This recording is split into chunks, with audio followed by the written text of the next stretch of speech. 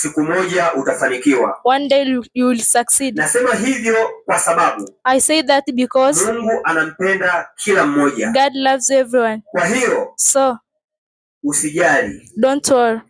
Utafanikiwa. You will succeed. Utafanikiwa kama watu wengine. You will succeed like other people duniani. In the world. Amina, nisikilize. Amina, listen to me. Shehe, nisikilize. Shehe, listen to me. Juma, nisikilize. Juma, listen to me. Rose, nisikilize. Rose, listen to me. Wanafunzi wa shehe, nisikilize. The student of shehe, listen to me. Ujue nini? You know what? Watu wanafanya mazoezi.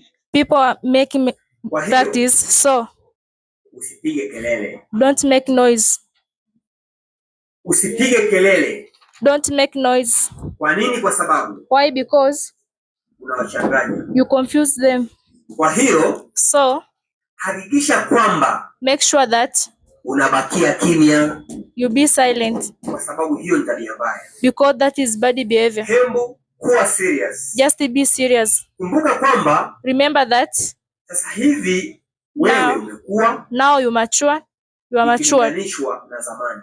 Compared to back in days. Tafadhali. Sorry. Na kuomba kitu kimoja. Please, I beg you one thing. Fanya kilicho kuleta hapa. Do what brought you here. Bila kufanya hivyo, without doing that, huwezi kufanikiwa katika maisha yako. You can succeed in your life. Asanteni kwa kunisikiliza. Thank you for listening to me. Mungu awabariki. God bless you. Pia, also, karibuni sana Shehe Center. You are most welcome to Shehe Center. Karibuni sana Shehe Center.